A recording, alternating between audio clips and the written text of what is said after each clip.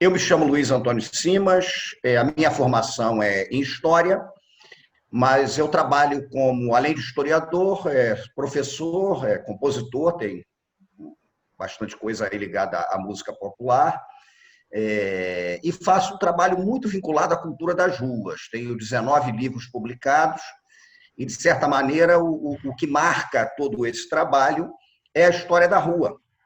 É a história do carnaval, é a história do samba, é a história do complexo das macumbas. Alguns desses livros eu escrevi sozinho, outros em parceria com Ney Lopes, com Luiz Rufino, que é um parceiro constante de alguns trabalhos que eu tenho feito ultimamente. O meu último livro, o último não, né? O mais recente, mas chama-se O Corpo Encantado das Ruas. E eu nasci, na verdade, dentro de um terreiro. A minha avó chamava-se Aidé da Silva Grosso, Dona Deda, e ela era uma lagoana criada em Pernambuco, e ela se iniciou pelas mãos de Dona Zefa dos Olhos de Louça, que era uma filha de santo, era feita por Pai Adão.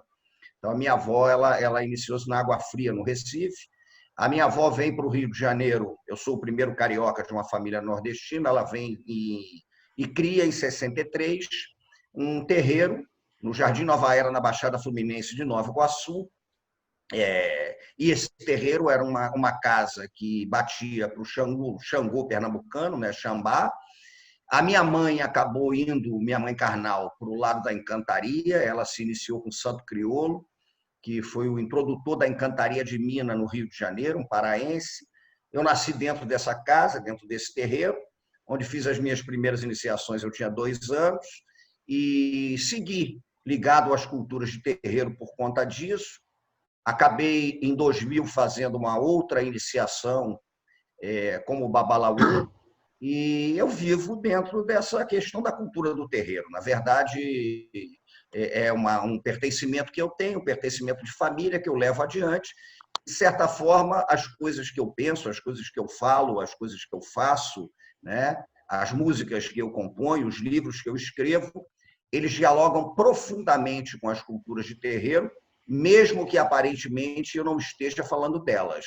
Então é isso. Na verdade, eu me defino como um sujeito que fala a partir desse lugar que me foi dado como nascimento e de onde o meu umbigo está enterrado, né? Numa casa, numa roça, no Jardim Nova Era, em Nova Iguaçu, na Baixada Fluminense do Rio de Janeiro.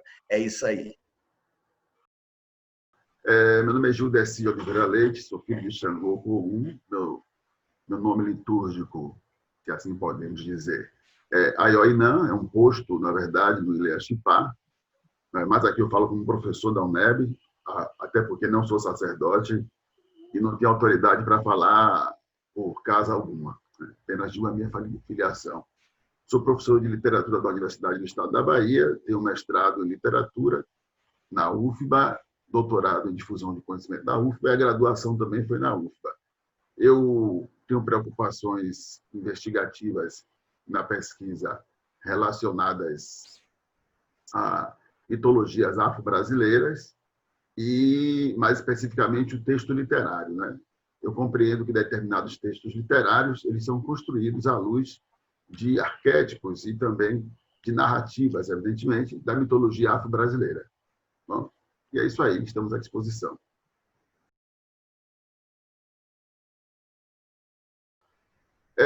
Eu entendo, a encruzilhada nunca é o fundo do poço, é justamente o contrário, é a saída dele, é a possibilidade do sim, do não e do talvez, né?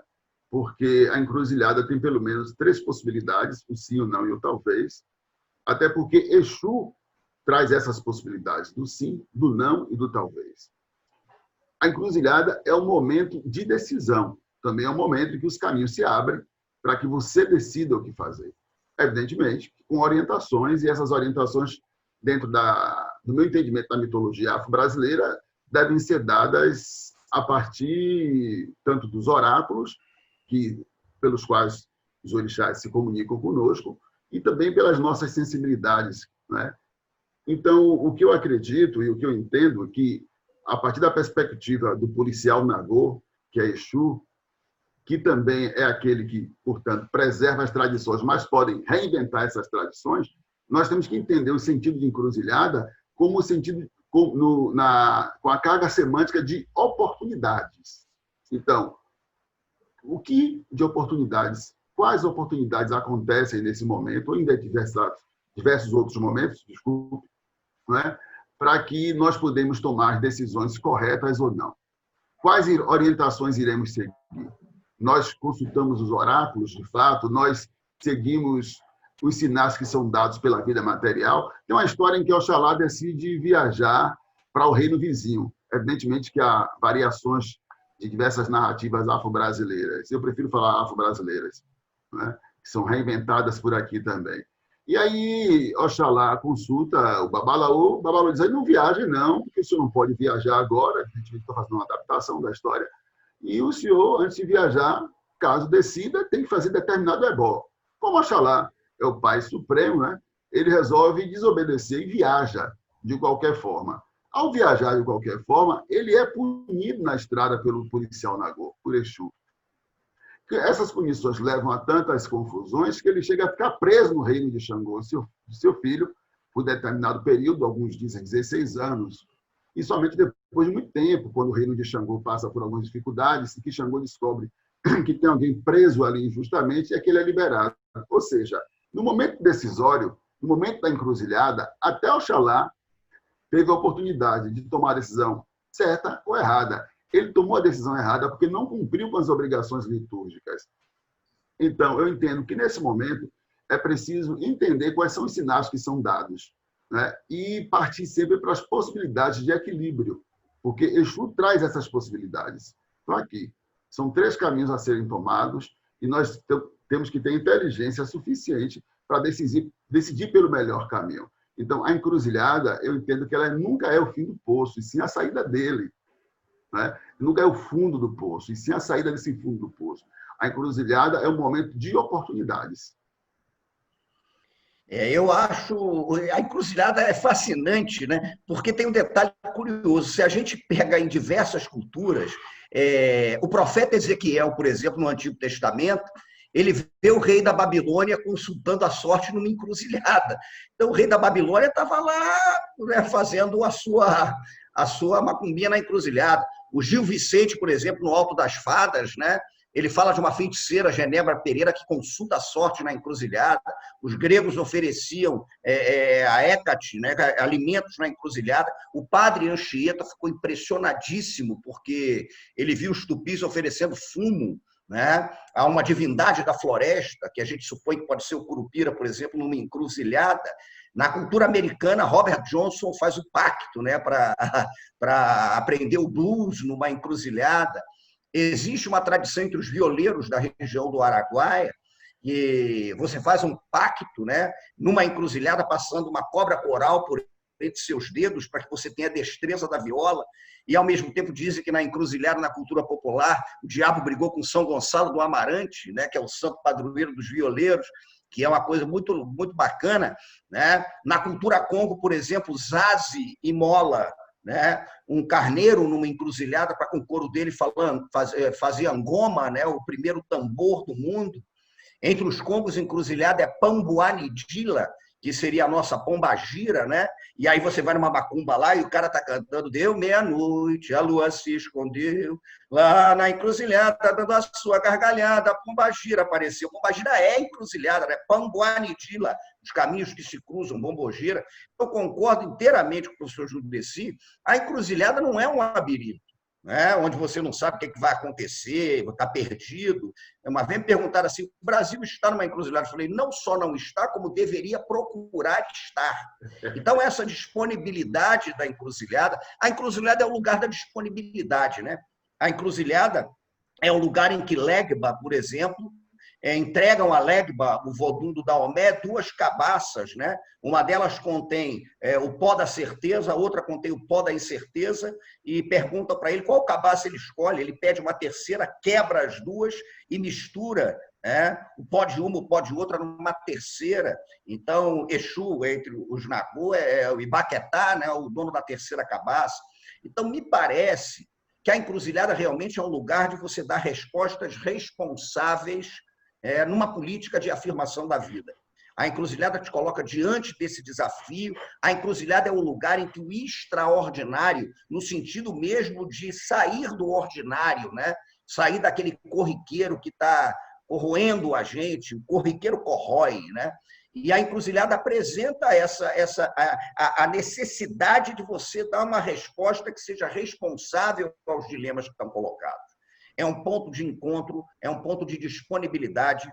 A encruzilhada é um lugar de repensar, inclusive, que caminhos você quer tomar.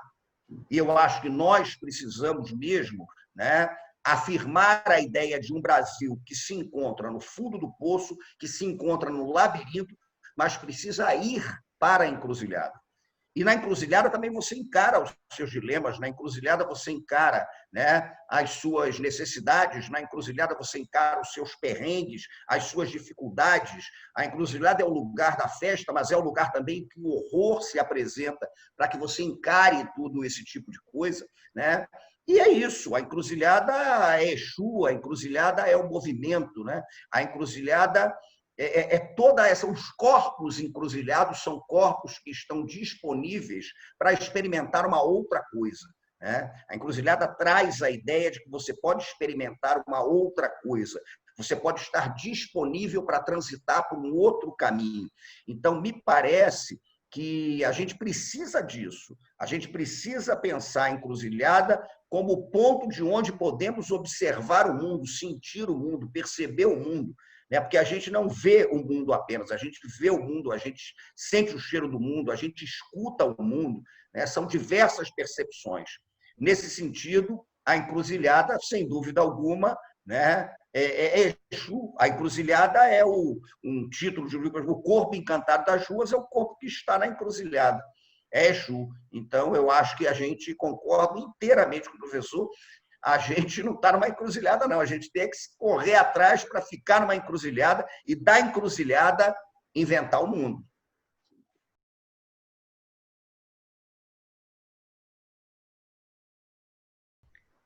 Essa pergunta é uma encrenca desgraçada, porque a gente sempre tem que ter um certo cuidado, né?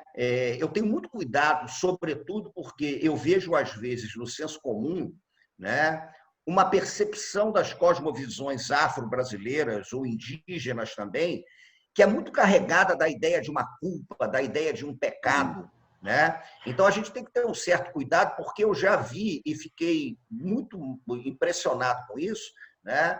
Alguns discursos realmente que são aqueles discursos de que, olha, nós somos culpados por isso e por isso nós estamos sendo castigados e não sei o que e tal.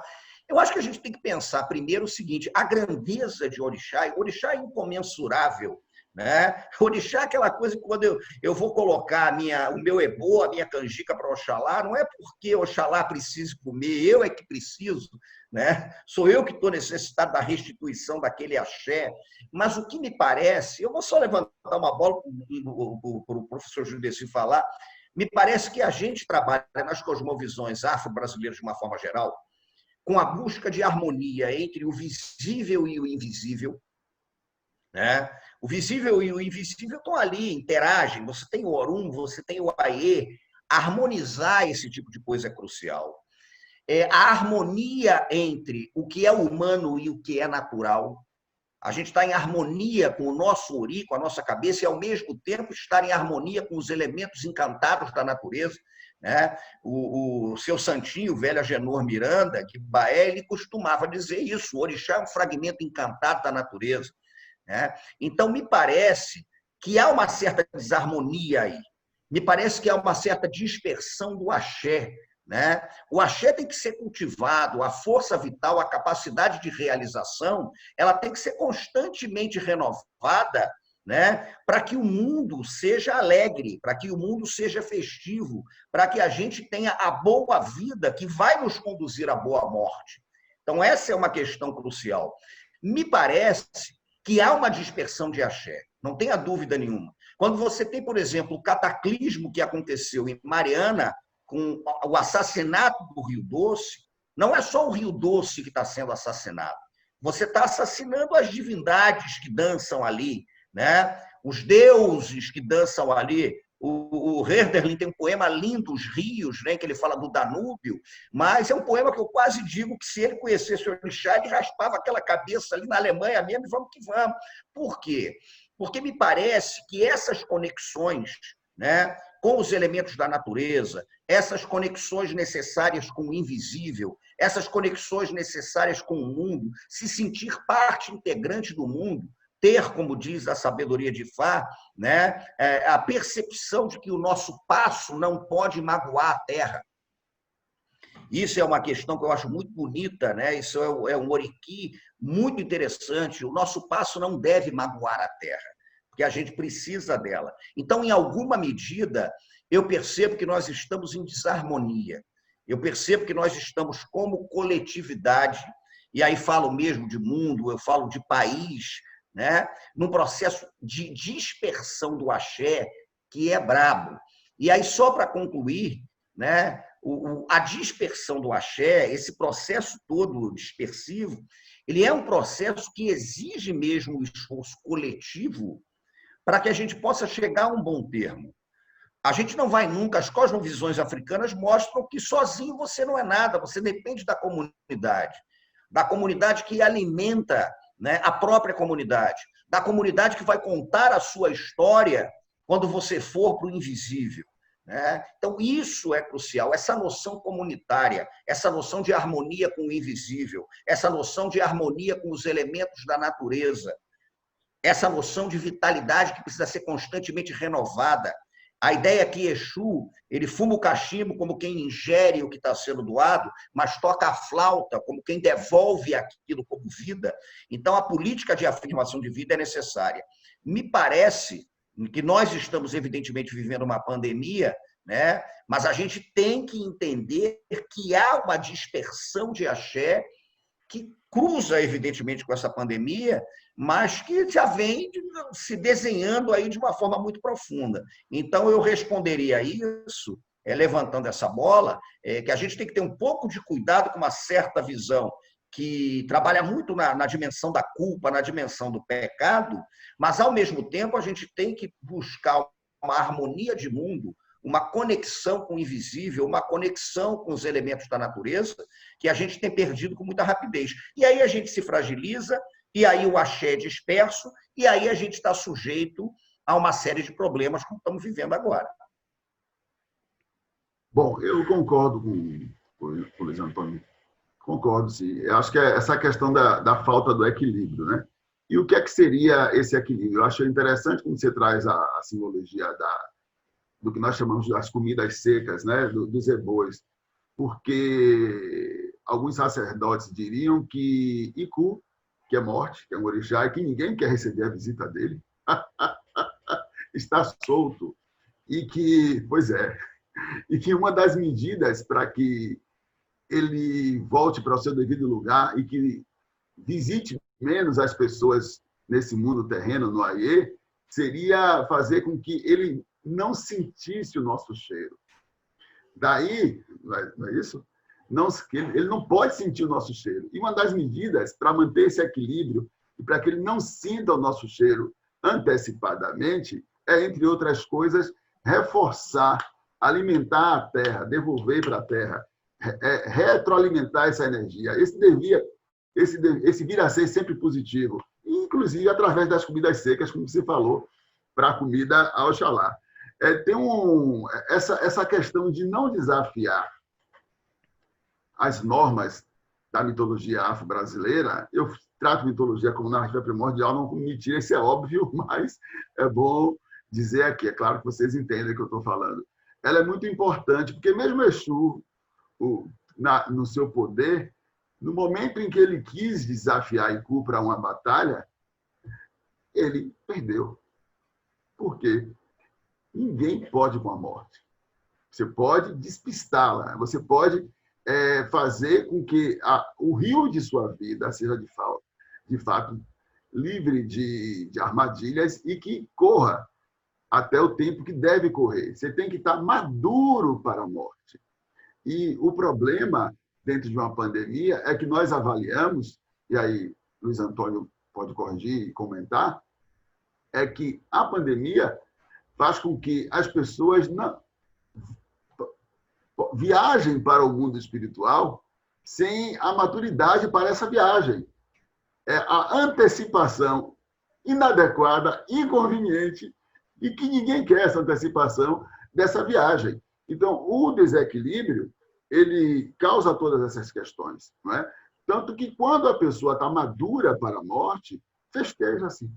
Morreu maduro para a morte, morreu no tempo certo, não é? Portanto, vamos, dentro das diversas tradições afro-brasileiras, festejar a nossa maneira, não é?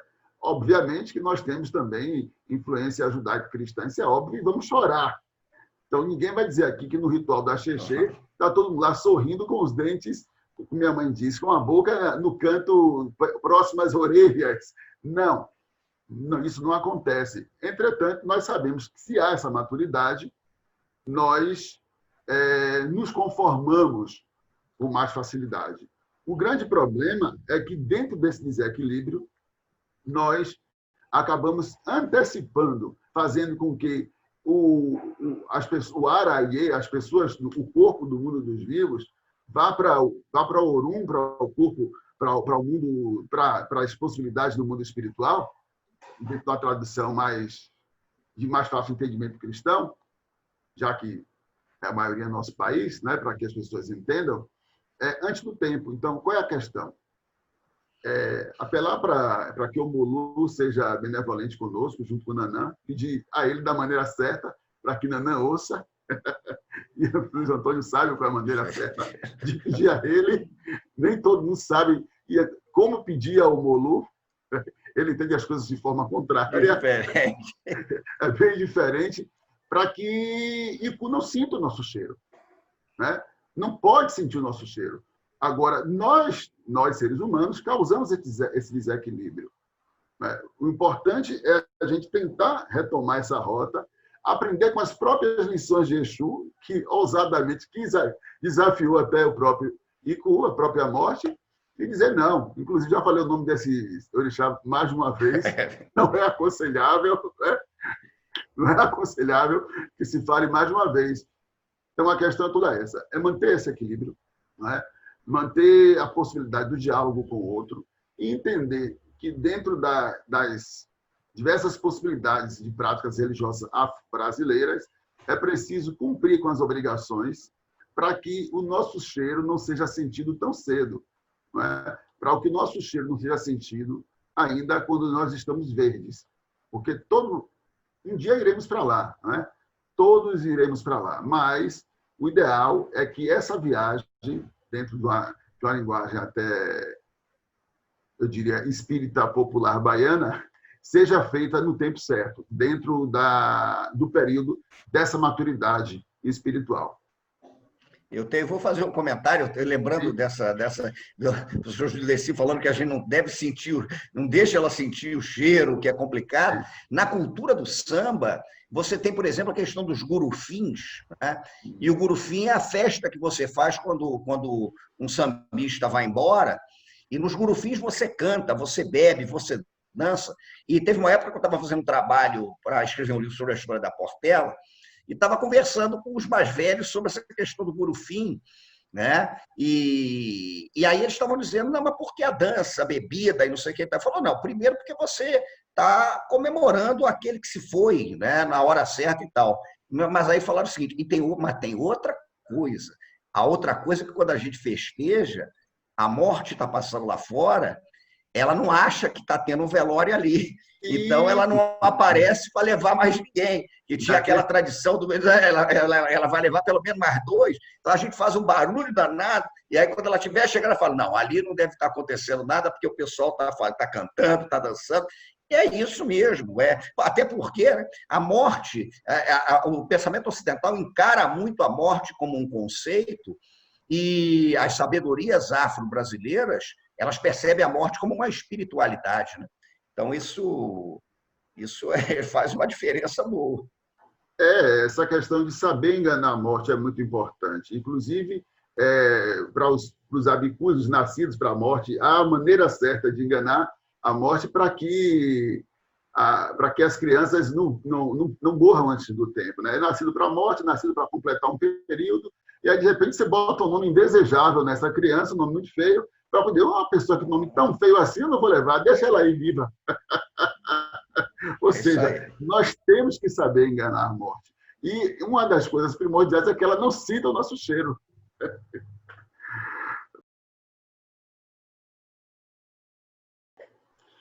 Há várias possibilidades, mas, como o Luiz Antônio puxou, foi a necessidade de nós construirmos as oferendas adequadas para os orixás, né?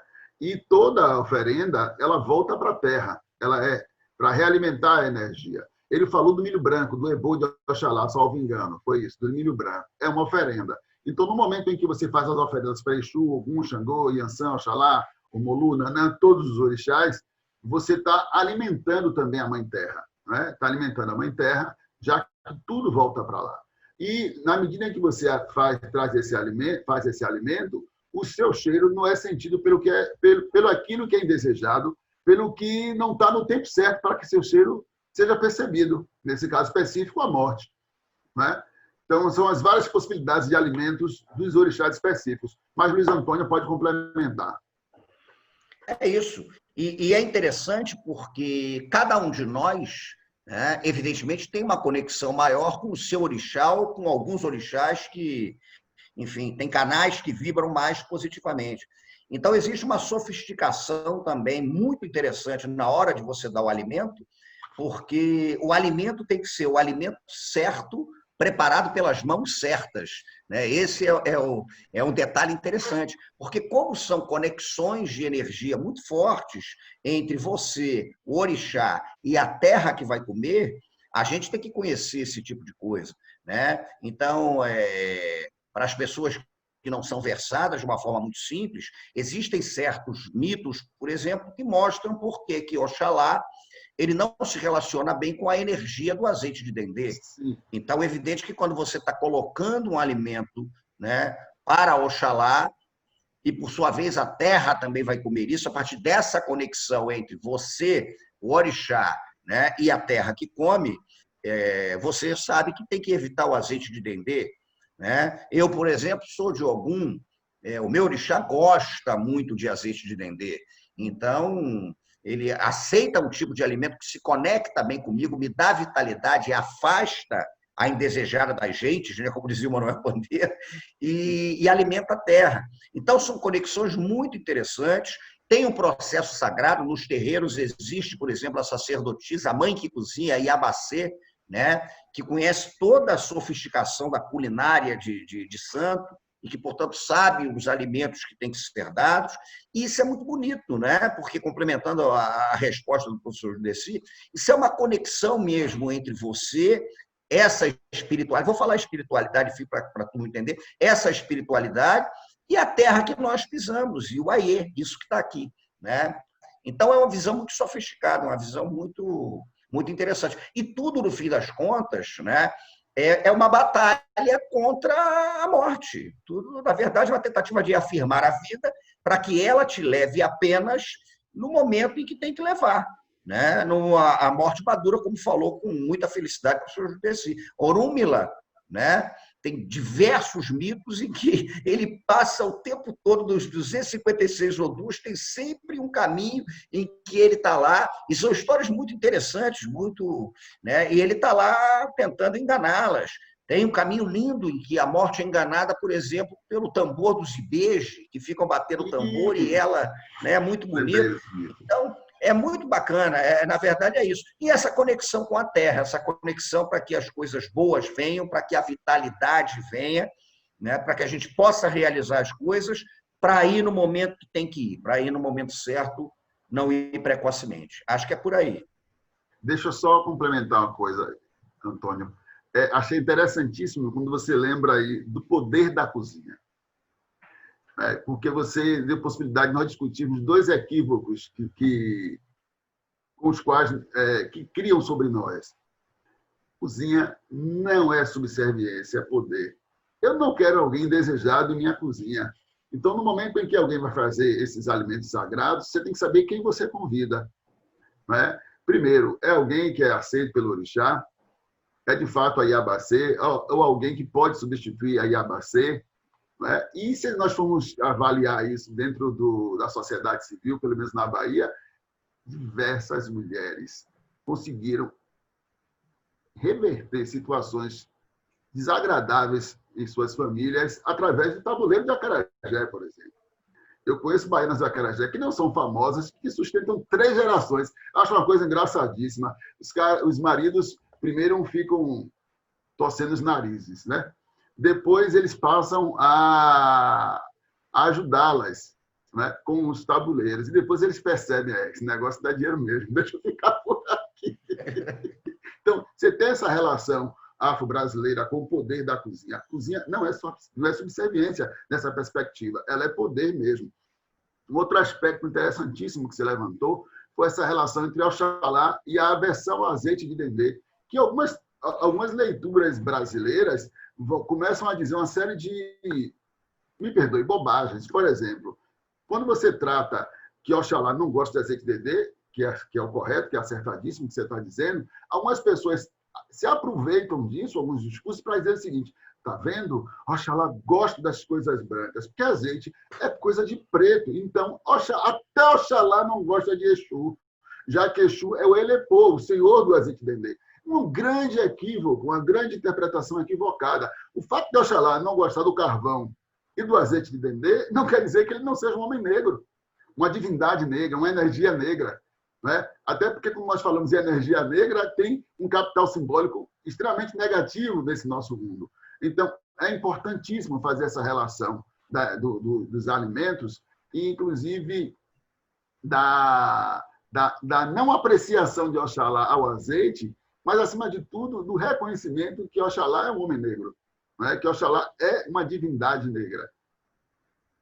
E isso é importante, porque tem muitos discursos que têm utilizado da interpretação, às vezes até maldosa, desse mito que você tratou aí, para poder dizer que nem Oxalá gosta de Exu, que nem Oxalá gostaria das religiões afro-brasileiras. Por isso, infelizmente, alguns segmentos de religiões afro-brasileiras também, que se dizem mais embranquecidos e mais cristianizados, que você sabe do que eu estou falando aqui, e, portanto, seriam mais dignos do que aqueles que são mais ortodoxos ou mais tradicionais, entendendo que essas preferências, por exemplo, de Oxalá, não fazem com que, não autorizam o reforço de um discurso diabolizante para quem gosta do azeite de dendê.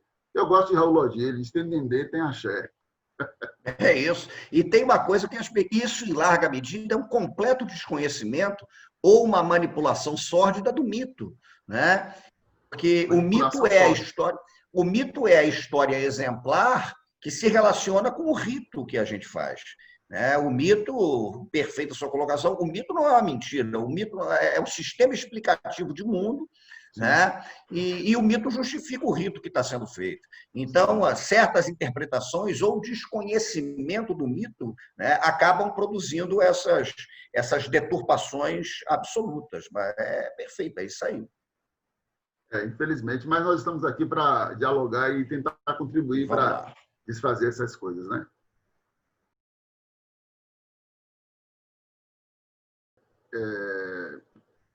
Deixa eu falar uma coisa que já falaram em rede nacional. Eu acho que a necropolítica tem aproveitado o momento para deixar passar a boiada. Eu acho que é o que eu entendo, né? No momento está todo mundo voltado para a descoberta da cura do Covid-19. Existe há muito tempo uma política, uma necropolítica que entende que vidas negras não importam, que vidas ameríndias não importam, que vidas de sociedades subalternizadas economicamente não importam. Então, eu entendo que tanto alguns gerentes da necropolítica quanto os braços armados da necropolítica estariam aproveitando o momento para deixar passar a boiada. Esse momento em que as atenções estariam voltadas para uma necessidade de talvez, não de eliminação nunca, mas pela necessidade de maior atenção, diga assim, para uma confluência de identidades, uma confluência de desejos de cura, independente se seja homem, mulher, independente da identidade étnica, independente da orientação sexual, que deveria gerar essa comoção na união das diversas identidades. Os agentes da necropolítica e seus braços armados dizem não, vamos deixar passar a boiada. E o que é que nós devemos fazer? Primeiro que tem que pensar nas questões norte-americanas, mas também nas questões das favelas do Rio de Janeiro, das favelas da Bahia, do Brasil inteiro. Isso acontece não apenas nos Estados Unidos, mas no Brasil inteiro. Aí, o que eu acho que nós temos que fazer é uma política de alianças. E isso eu tenho visto em algumas cenas das atividades norte-americanas e também em algumas cenas de protestos brasileiros. A política de alianças compreende, entre outras coisas, repensar o que eu entendo que é um conceito equivocado de propriedade cultural, de apropriação cultural, apropriação da cultura do outro. Eu vou ser muito claro, vou explicar. Por exemplo, quando uma moça, um rapaz, que para grupos negros referenciados não são pessoas negras, utilizam, por exemplo, uma conta de Xangô, ainda que utilize apenas pelo elemento estético, eu entendo que, nesse momento, nós conseguimos um aliado, um provável aliado, uma provável aliada, a partir do encantamento. Então, nós temos que aproveitar essa nossa possibilidade de conquista do outro para que ele seja o nosso aliado e não dizer, tire isso do pescoço porque pertence só a mim. Eu acho isso um grande equívoco e vou ser combatido por alguns colegas do movimento negro que acreditam que o equivocado sou eu. Não. Gente, nós lutamos a vida toda para que nos compreendessem como belos, como bonitos, como cheirosos, como charmosos. No momento que nós conquistamos isso, aí a gente diz para ele, tira esse turbante, que esse turbante pertence só a mim. Não, esse turbante... Aliás, a discussão do turbante é mais longa, sobre essa questão, se for discutir até o discutível conceito de origem, mas não, você não pode mais vender comer o acarajé, ou você não vai poder comprar uma boneca preta para sua menina porque você é branca. Há discursos assim, e isso não engrossa as fileiras dos aliados. Está posto, né? A boiada está passando, é o que eu entendo. A necropolítica faz isso de forma bem pensada. É preciso eliminar algumas pessoas e nós somos esses alvos. Né? Eu sou um Saurará, e o Saurará é um preto. A minha identidade, aquilo que eu revelo também, é de uma cultura afro-brasileira, porque eu não posso também me julgar ou julgar o outro somente pelo estereótipo. Olha, veja aí, negros renomados nacionalmente que não se assumem como negros, inclusive implementam políticas contra as cotas, por exemplo. Então, Josélia, o que eu entendo é o seguinte, não sei se Luiz Antônio concorda comigo, é que querem passar a boiada. A boiada está passando, mas, acima de tudo, nós temos que compreender as possibilidades de alianças. Uma das coisas mais bonitas que eu vi nas redes sociais recentemente foi quando moças não negras, nos Estados Unidos, assumiram um cordão de isolamento na frente, diante dos policiais, para que os policiais não agredissem as moças negras. Aquilo foi interessante, porque a tese do racismo foi reforçada. Está vendo que vocês são racistas mesmo? Se fossem elas meninas negras, vocês bateriam. Por outro lado, é importante porque eu não posso garantir que uma luta contra o preconceito ela seja vencida somente pelas vítimas imediatas. Eu, por exemplo, que sou heterossexual, não posso entrar numa briga em favor dos homossexuais? Claro que sim. E devo fazer isso, porque eu devo primar pela diversidade, pela pluralidade. Então, enquanto nós não entendemos que o mundo tem que ser plural, esses problemas vão acontecer. E agora a medida é impedir que essa boiada passe. E para impedir que essa boiada passe, nós temos que ser mais inteligentes e menos raivosos nas políticas de alianças. Concordo inteiramente, e é curioso, para responder essa questão, Eu, por exemplo, tenho uma questão que passa necessariamente pela minha infância, né? Eu passei uma boa parte da minha infância na Baixada Fluminense do Rio de Janeiro, onde ficava o terreiro da minha avó, inclusive. Eu fui criado por ela, e a Baixada Fluminense é majoritariamente formada por afrodescendentes. E eu sou branco. E era muito curioso como eu depois fui perceber como isso me deu, desde criança, a proteção da cor da pele numa sociedade organizada e estruturalmente vinculada ao racismo. Porque o racismo não é só o maior problema da humanidade no seu tempo. O racismo é um sistema de organização do mundo, né? O século XIX, a expansão imperialista, a partilha da África, foi organizado a partir do darwinismo social, a partir das doutrinas do racismo científico, que operaram na ideia da supremacia do homem branco cristão, né, num padrão que é normativo, heteropatriarcal e branco. Essa é a questão crucial. E o racismo, nessa medida, ele é um problema do branco. O racismo é uma patologia da branquitude. Eu, como branco, tenho que pensar o racismo. Eu fico até numa encruzilhada, porque eu cresci dentro de uma religiosidade vista com muito preconceito, né? Exatamente porque os saberes são saberes afro-brasileiros, né? De fundamento africano, redefinidos no Brasil, dinamizados no Brasil. E, ao mesmo tempo, tem uma evidente, né, proteção da cor da pele, que faz com que, por exemplo, a polícia perceba claramente que eu sou branco, né? Então, esse é um detalhe fundamental.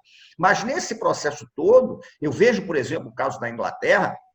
É simbólico demais que isso esteja explodindo na Inglaterra, porque a Inglaterra, enquanto estava lutando contra o nazismo na Segunda Guerra, e fazendo o discurso de que a luta contra o nazismo era a luta pela liberdade contra o racismo, essa mesma Inglaterra estruturou a dominação de suas colônias na África e na Ásia a partir de uma concepção de mundo estruturada pelo racismo.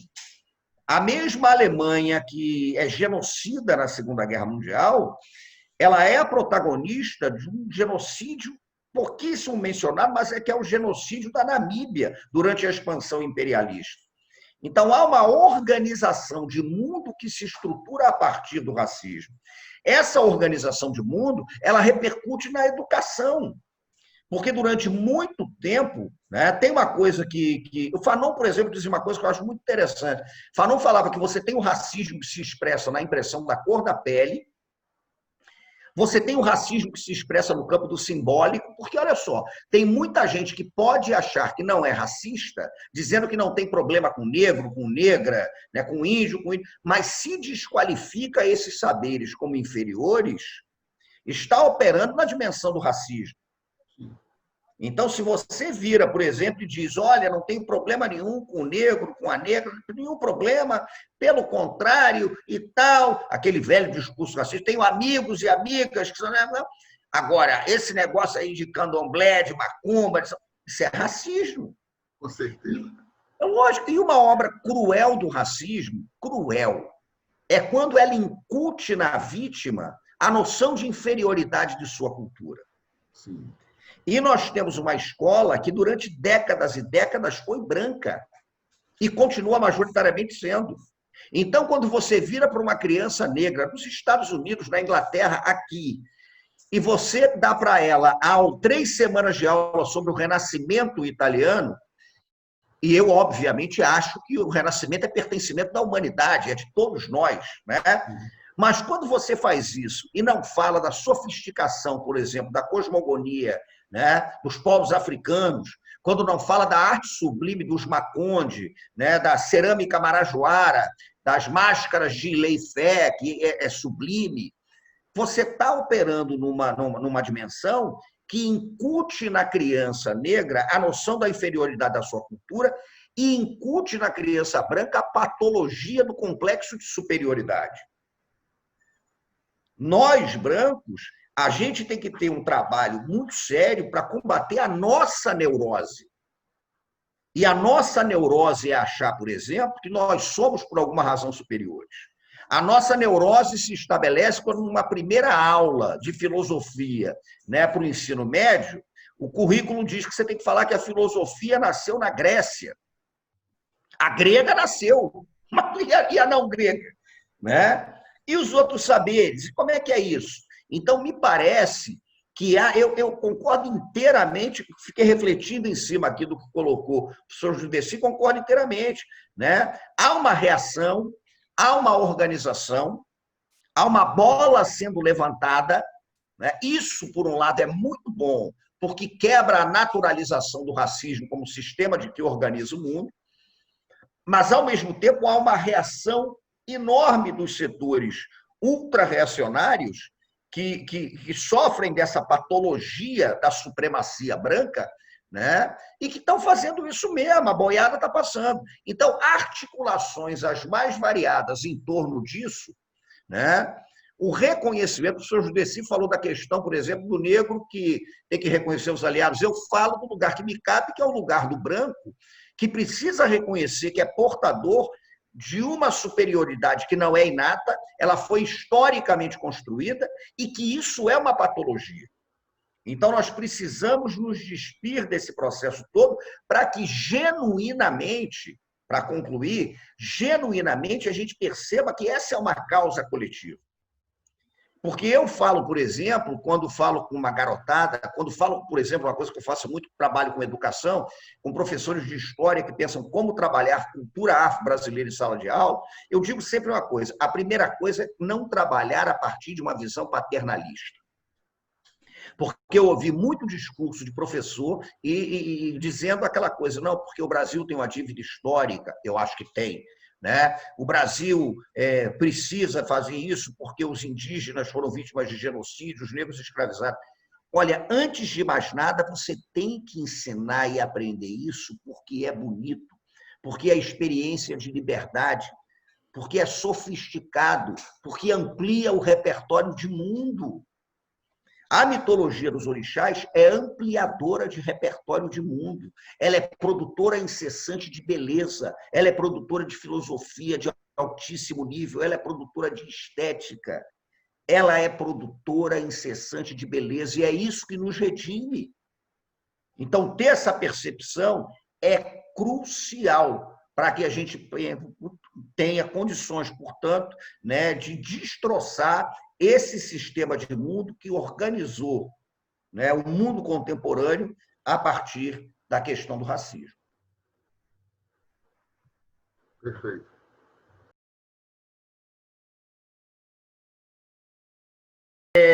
Eu acho que existe um embate, eu costumo falar isso, existe um embate entre um certo Brasil oficial e o que eu chamo de brasilidade, né?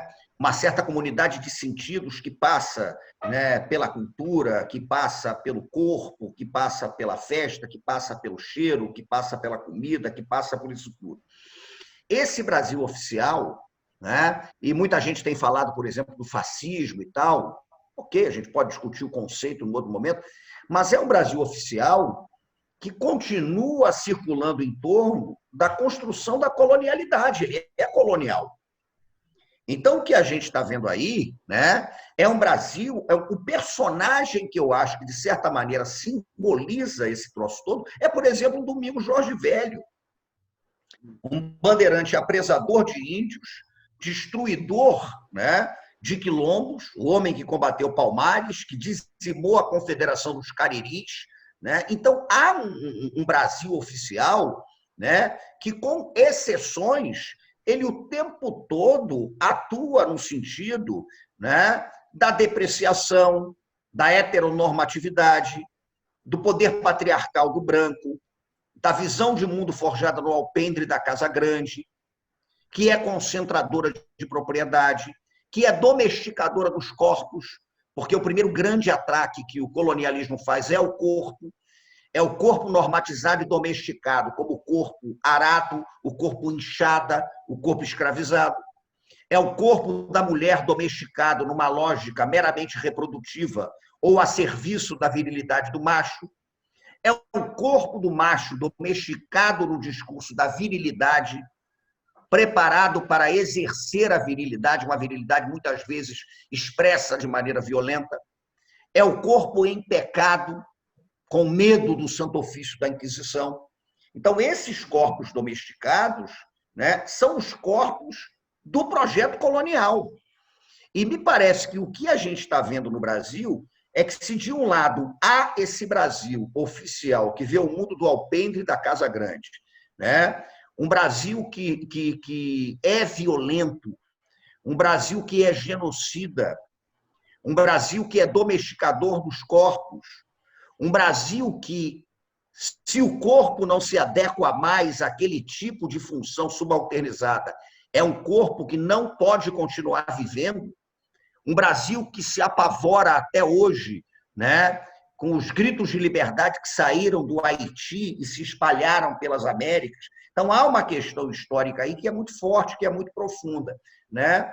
Por outro lado, eu acho que a agudização desse tipo de coisa é interessante, porque durante muito tempo nós tentamos resolver a questão da identidade brasileira, né, realmente varrendo para debaixo do tapete muita coisa complicada, né? Varrendo para debaixo do tapete a violência do nosso processo de formação, às vezes fazendo uma leitura muito apaziguadora da experiência brasileira, quando ela é tensa, né? Agora, ao mesmo tempo, ela constrói muitos sentidos de mundo, né? Você pega um pedaço de pau e você pode pensar o Brasil a partir de um pedaço de pau, porque, ao mesmo tempo que é um pedaço de pau que dá no corpo, é a baqueta que dá no couro do tambor para inventar o mundo, né? Então, essa disputa entre o chicote que dá no corpo e a baqueta que dá no couro do tambor, essa disputa entre o cacetete e o aguidavi, como eu costumo dizer, né? Eu acho isso muito forte, o cacetete e o aguidavi, essa disputa. O aguidavi é a varetinha que a gente usa para bater nos tambores dos candomblés, né? Eu acho que hoje ela está aberta, está aí, está explícita, né? Então, em certo sentido, há um lado interessante dessa questão estar explícita, porque você mostra uma das caras do Brasil, que é essa cara mesmo cruel, que é a cara do senhor de engenho, que é a cara do capataz, né? Que é a cara do miliciano, que é a cara do homem de família, né? do homem de bem exemplar, que é esse quiumba que nos acossa há tanto tempo, né? Então, me parece que a gente está vivendo esse embate. Nós estamos neste labirinto e eu acho que o caminho, vou retomar, fazer aqui o ciclo, nós estamos nesse labirinto, talvez o fundo do poço, mas o caminho que pode nos tirar daí é exatamente buscar toda essa dimensão que a gente falou aqui, que tem a encruzilhada, né? Eu acho que isso é fundamental nesse momento. Em alguns lugares, algumas tradições, algumas casas, coincide geralmente com o primeiro dia da semana. A orixá que é dedicada àquele dia seria também o ano. Portanto, 1º de janeiro foi uma quarta-feira, aí seria o ano de Xangô. Vários lugares pensam assim, e outros não. Por exemplo, na tradição que eu faço parte, o jogo é feito com a virada do ano, e os odus, que são 16, que Luiz Antônio conhece mais do que eu, já que é iniciado em Fá, nós vamos saber quais são os odus, ou de forma bem genérica, as sortes, né, do ano.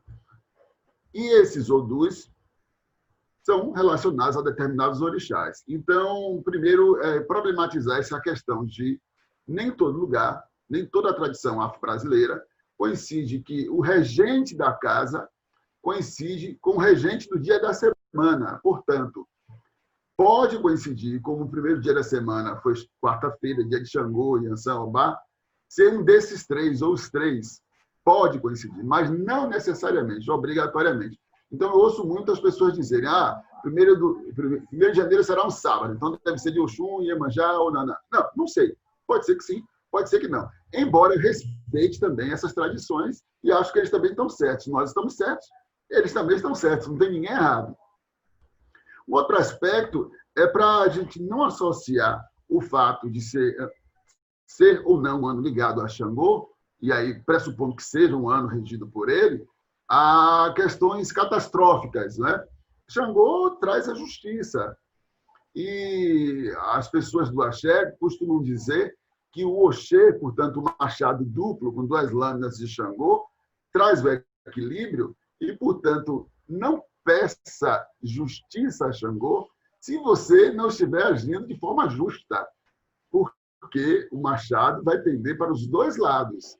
Eu conheço uma história de um terreiro tradicionalíssimo aqui de Salvador, lá de Salvador, né? Porque eu estou em Ceabra, não vou dizer o nome do terreiro, em que uma pessoa da família, de uma das famílias fundadoras do terreiro, chegou para mim, mas Gil, falando sobre o marido dela, meu marido fez uma bobagem que foi, ele pediu justiça a Xangô, ele estava errado. O que aconteceu? Ele virou o carro. Aí, claro, ele está inteiro, em paz, graças aos orixás. Então, quando minha mãe foi jogar, disse, menina, você pediu o quê a Xangô? Pediu justiça. Você podia pedir proteção, porque você foi muito arrogante. Você tinha que saber. Por outro lado, Exu são os olhos de Xangô. Há interpretações assim, e Luiz Antônio está aqui para colaborar conosco. Exu são os olhos de Xangô. E aí você volta, como o Luiz Antônio disse, para essa questão da encruzilhada, do sim, do não e do talvez, das possibilidades de decisão, que você tem esse livre-arbítrio. E um outro aspecto que eu acho interessantíssimo, aí eu vou lembrar em um dos dias que estávamos em Salvador comendo acarajé no Largo do Rio Vermelho, estava eu, minha esposa, Felizmina, meu caçula, Guilherme, e um conhecido italiano. Aí conversávamos sobre essas questões étnico-raciais, ele é um homem branco, etc. Ele falou assim, Judeci, você, por exemplo, não passaria por branco na Europa. Claro que eu sei, né? Aí, porque, para algumas pessoas, eu poderia me resguardar nesse lugar de branco baiano. E branco baiano não é branco. É uma forma de dizer, você não é branco, apenas sua pele seria menos enegrecida. Aí eu quis ouvir dele, eu já sabia, mas eu queria que aquele informante devidamente referenciado dissesse. Por exemplo, as autoridades do país jamais permitiriam que você preenchesse um formulário sem assumir que era negro, que é negro, porque caso você morresse, seu corpo não seria encontrado, porque ninguém procuraria por um homem negro, por um homem branco, por um homem não negro. Ou seja, branco no Brasil, cônsul da Suécia, ou como diz Jorge Portugal, eu sou você e você não sabia, né? Em uma de suas letras de música, que cantada por Margarete e por Lazo. Qual é a perspectiva aqui que nós temos que entender? Primeiro, essa questão do autorreconhecimento. Quantas pessoas que são epidermicamente... E Jorge Amado brinca com essas coisas, né? Quem é branco, quem não é, quem é preto, quem não é. Esse autorreconhecimento. Quantas pessoas que não se reconhecem como pessoas negras ou negro-mestiças. Eu sei que o termo mestiço há uma série de possibilidades de discussão questionáveis, mas eu trato aqui sem a possibilidade do apagamento ou da assimilação para deglutir o elemento negro ou o elemento branco, e sim dessa confluência, e assumindo que nós temos uma preponderância de aspectos, inclusive culturais, afro-negros, né? Então, passa por esse aspecto também da assunção. Passa pela síndrome de cachorro vira-lata de parte de nossas elites. As nossas elites não gostam de admitir que são elites enegrecidas. Né? E aí se incomoda, todo mundo já ouviu muita gente falar sobre isso, que pessoas que pertencem a estratos sociais, e principalmente foram pessoas arquetipicamente negras, não é? Que ocupem mesmos espaços, os mesmos territórios, os mesmos locais que você. E a gente percebe que acaba patrocinando algumas ações, que tem a ver até com a última pergunta, né? Algumas ações desagradáveis, algumas ações extremamente voltadas para o que nós compreendemos que é necropolítica, só porque se enquadram dentro de uma carga semântica que ela compreenderia que seria superior, porque seria não negra, então vamos destruir toda essa carga de herança, de herança cultural, de construção cultural, de construção identitária e, obviamente, incluindo as pessoas, óbvio, né, que são representações de ameríndios e de negros, por exemplo. Né? Eu acho que o problema do Brasil é um problema de não ter coragem de se olhar direitinho no espelho da elite brasileira. Porque nós podemos ter uma proposta de equilíbrio entre capital e trabalho, né? E que o trabalho e o capital tenham um diálogo e que as pessoas sejam respeitadas, que as pessoas tenham possibilidade de uma sobrevivência digna, inclusive que as pessoas tenham possibilidade de respeito às diversas culturas, sem inferiorizar uma ou outra. Né? Por que é que hoje as pessoas já não respeitam tanto a questão da obrigatoriedade de discutir literatura e cultura afro-brasileira em sala de aula, como o próprio Luiz Antônio mencionou? Não é? Por quê? Porque isso foi taxado como inferior. Inclusive, isso dito por pessoas negras. Isso dito por pessoas negras que ocupam espaços de poder, sejam na política do Estado, sejam em comunidades religiosas extremamente reacionárias, né? Extremamente reacionárias e com poder econômico que tem possibilidade de comprar diversos passaportes, diversas possibilidades de opressão, melhor dizendo. Então, eu acho que, acima de tudo, é preciso compreender que a justiça de Xangô ela é, de fato, justiça e não favorecimento, não é? E ela vai afetar os dois lados ou todos os lados envolvidos, desde que todos esses lados envolvidos mereçam o exercício da justiça, seja te corrigindo ou te premiando, e compreender que, enquanto nós não nos aceitarmos como país com essa diversidade, como país que nós temos, sim, aspectos negros e que, de uma maioria negra, inclusive ocupando as elites, nós vamos continuar, eu digo as elites, eu não faço parte dessa elite dominante, mas sou brasileiro, né? Nós vamos continuar praticando eles praticando a necropolítica. E isso é extremamente perigoso. Acho que, acima de tudo, é o reconhecimento identitário sem dissociar da discussão da economia. Eu estou aqui disposto a discutir identidades, mas sem dissociar da discussão da economia. As identidades são desfragmentadas, vamos assumir esses fragmentos, mas vamos entender também a necessidade dessas conexões e de uma economia que inclua todos, né? E que não seja repetindo a tal necropolítica que vem sendo praticada aí. É isso aí.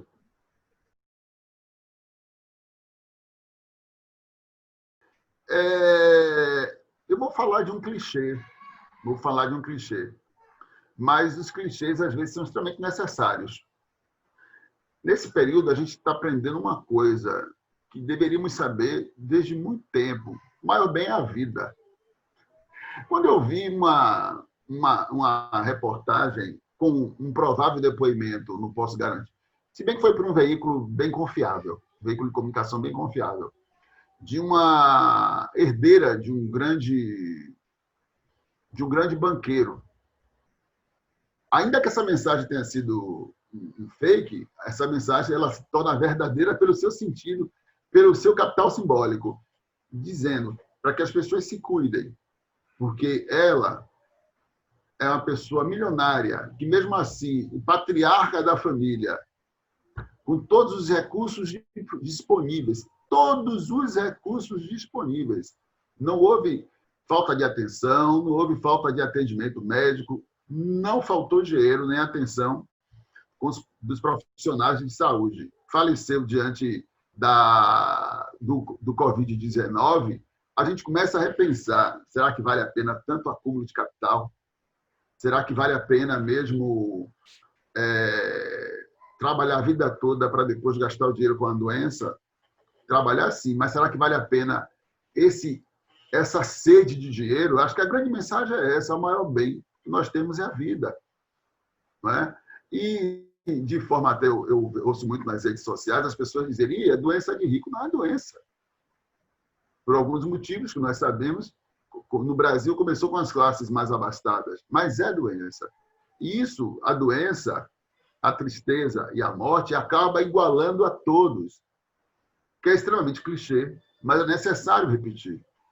Engraçado que, pensando nas tradições afro-brasileiras, uma das formas para justificar a fé em Omolu, o Obaluaê, e também nos pretos velhos e pretas velhas, gosto muito delas, é que, pelo menos em depoimentos de jornais do início do século XX, final do século XIX, é que os pretos morreriam nos hospitais.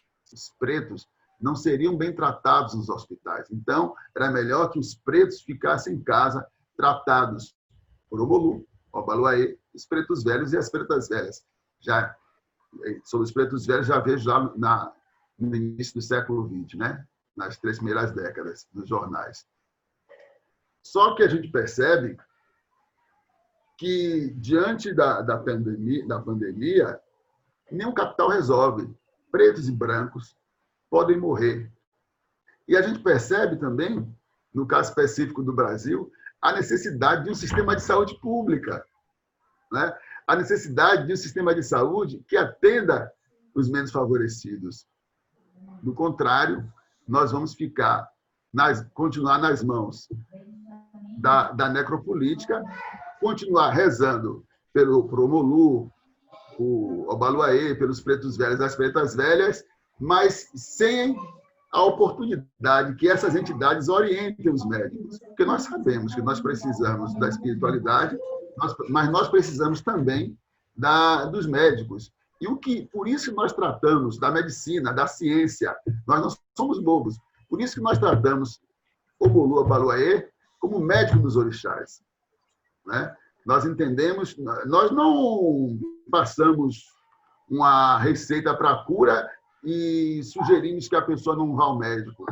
Já vi diversas entidades dizendo o seguinte: faça isso e amanhã você vá para o Homem do Anel, porque o Homem do Anel, a partir desse momento, vai conseguir enxergar a sua doença. E, para encerrar aqui, eu me lembro, eu presenciei uma história interessantíssima de que uma senhora, eu estava no livro, a senhora, ela estava grávida, mas o médico dizia que era um bolo de carne que tinha ali no útero daquela senhora. Aí o que aconteceu? O caboclo olhou para ela e disse: não, minha filha, quem está aí é minha afilhada. Passou, fez alguns procedimentos nela e disse: olha, depois de 7 dias você volte no médico e guarde esse negociado. O negociado era a ultrassonografia. Na segunda ultrassonografia, já depois, tem uma menina aqui mesmo, mas vem cá, e cadê a ultrassonografia anterior? O médico ficou preocupado. Então, dentro dessa perspectiva da nossa espiritualidade, nós aceitamos e compreendemos a conexão entre os saberes e, acima de tudo, a conexão entre os espíritos e a ciência. Nós acreditamos que os orixás, os ancestrais, os caboclos, né, as caboclas, os pretos velhos e pretas velhas, podem orientar a ciência nesse sentido. E o que a gente pede hoje é que essa orientação continue sendo também no sentido da ruptura total com esse pensamento racista e preconceituoso. As pessoas precisam entender que nós somos tão humanos quanto os outros que acreditam que são a imponente elite dirigente do país. São imponentes, são da elite dirigente, mas diante da morte, todo mundo fica nivelado. Então, a mensagem é justamente esse clichê. A vida é nosso maior bem, e para isso nós precisamos repensar a nossa relação com o outro e a nossa relação com as políticas de saúde desse país. Muito obrigado.